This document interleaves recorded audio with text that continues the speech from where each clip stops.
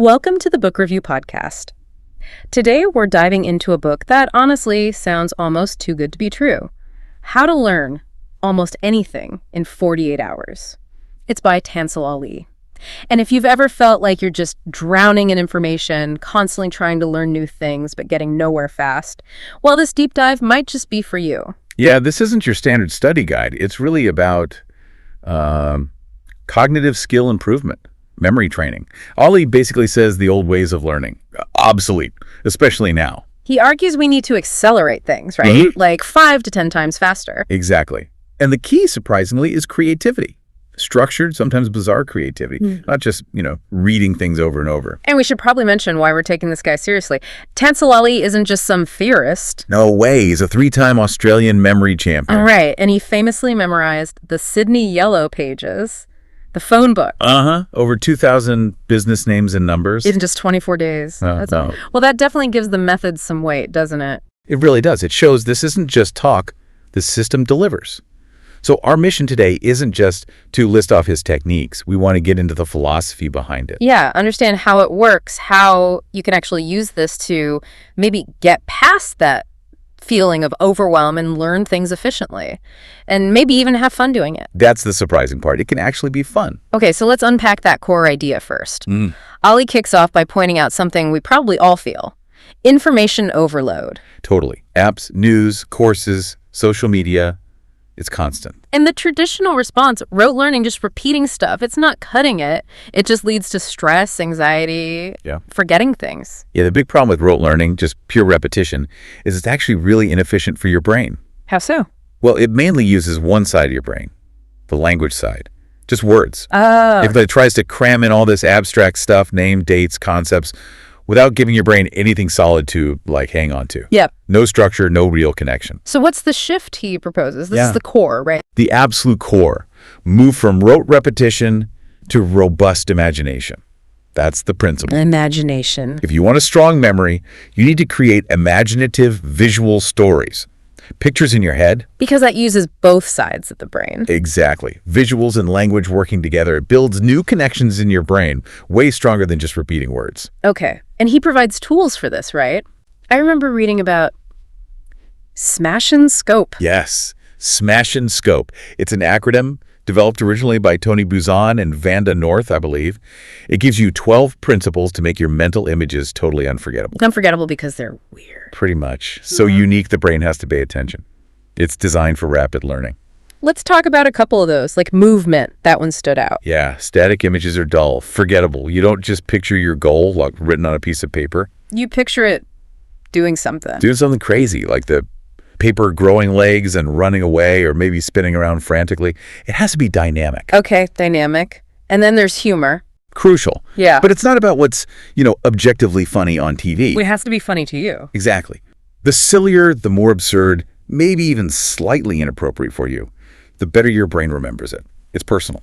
Memory is deeply personal. Which ties into exaggeration, I guess, making things ridiculously big or small. But here's a question I had. If the goal is speed, learning in 48 hours, doesn't spending time thinking up, say, a 6-meter-tall kebab, like the book mentions, doesn't that slow you down? That's a really good point. It feels like it would add time, right? Yeah. But it's about efficiency and storage. You exaggerate because your brain is wired to filter out the mundane, the normal. Okay. A regular kebab, your brain just files it under food or lunch, forgettable. But a giant 6-meter kebab, maybe it's waddling down the street wearing a hat. Your brain goes, whoa, what is that? Precisely. It flags it as an event, something unusual, important, that needs to be logged immediately. So yeah, the initial creative spark takes a moment, but the memory it creates, instant and sticky. Okay, that makes sense. The weirdness forces attention. So Smash and Scope gives us the how for making images memorable. But how do we actually turn abstract stuff like inflation or a name into an image in the first place? Right, that's where the structure comes in. Ali calls it the yellow elephant memory model. Yellow elephant. Why yellow? Probably just memorable. It's a 4-step process for tackling those tricky abstract concepts. Okay, step 1. Abstract. First, you just identify the slippery stuff, the information that doesn't have a physical shape.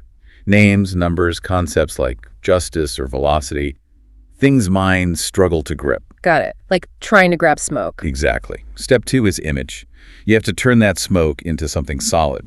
Convert the abstract idea into a concrete picture you can see in your mind. So if the word is creativity... Maybe you picture a light bulb flashing on. Or maybe Albert Einstein with his crazy hair. If he symbolizes creativity for you, it has to be your image. Okay, abstract to image. Then step 3, association. This is where you link your images together. Make a story. And this is absolutely critical. The link must involve physical interaction. Not just side by side. No, that's too weak. They can't just be near each other. They have to do something to each other. Often, like violently or humorously. Give me an example. Pen and paper. Right. Don't just picture a pen lying on paper. Picture the pen stabbing the paper, shredding it. Or maybe the pen is red hot and burning a hole through the paper. Okay. Intense. Why does it need to be so active? Because that forces the memory into a different part of your brain system. Your episodic memory. The part that remembers events, stories, experiences. That's much stronger than just semantic memory, which stores isolated facts. So the physical interaction makes it an event, the brain logs. Exactly. The book had a great example for names, remembering Claire. We turn the sound Claire into an image, maybe something that rhymes like bear. Right, a visual hook. But the crucial part for association is not picturing Claire standing next to a bear or even being chased by one. No, too weak. You have to picture something more physical, like the bear actually eating Claire. It sounds gruesome, I know. But that drama, that physical consequence, the brain locks onto that. It's far more memorable than just, oh, Claire was near a bear. The impact makes it stick. Okay, I get it. Drama equals memory. And the final step, step 4. Communication. This is about bringing it back. You've created this wild personal story in your head. Yeah. Now you need to be able to translate that back into the actual information you need to share or use. Yeah. Make it coherent for others. Right, so you can actually use what you've memorized. Precisely. Okay, so we have the creative tools with Smash and Scope, the process with Yellow Elephant.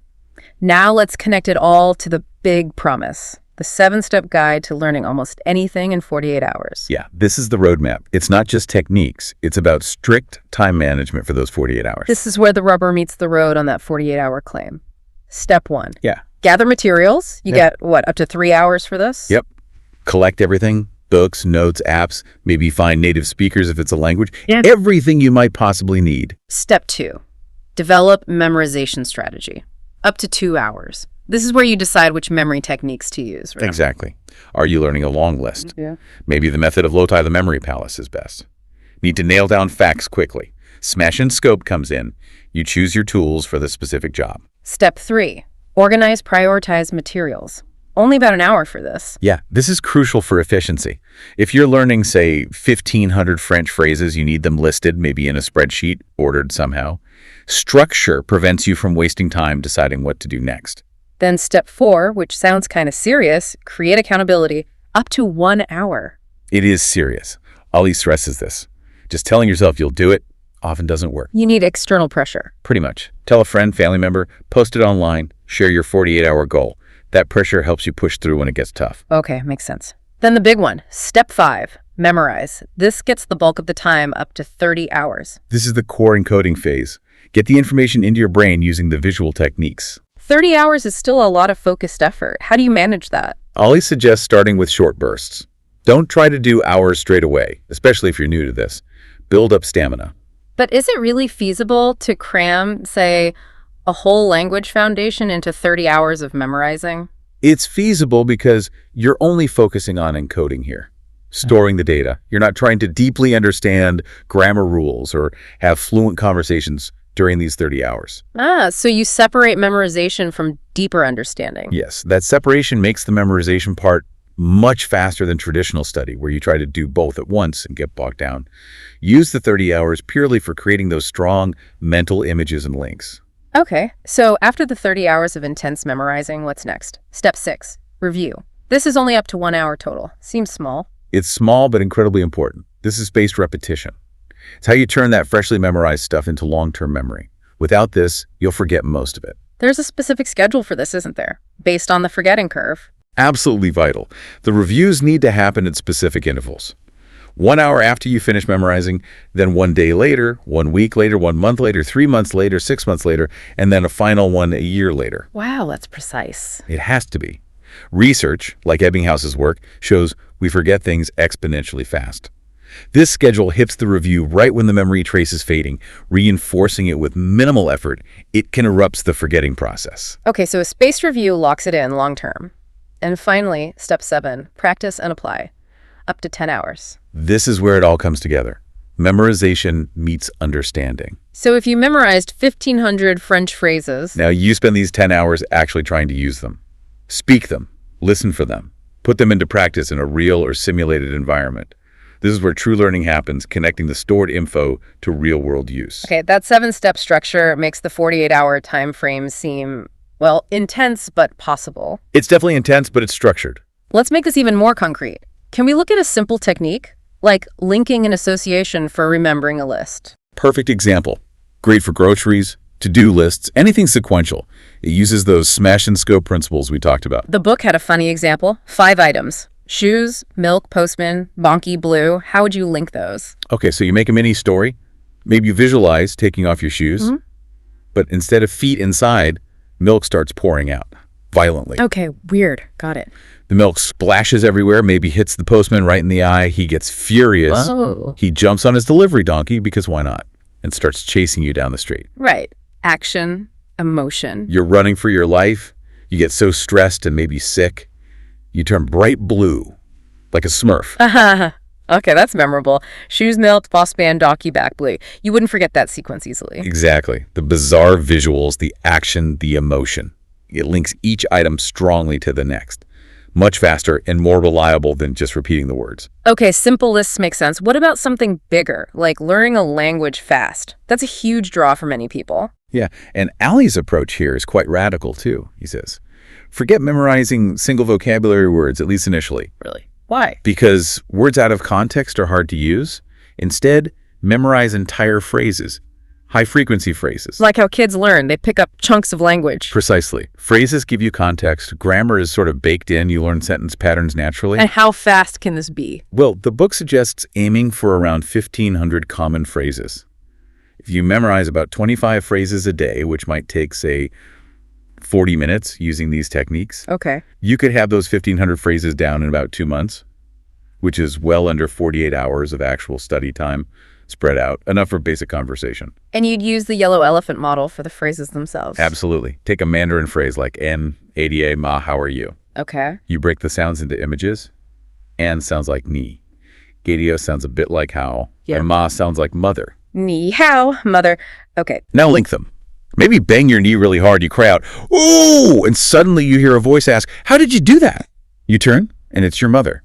She then asks the full phrase, N-A, how are you? Oh.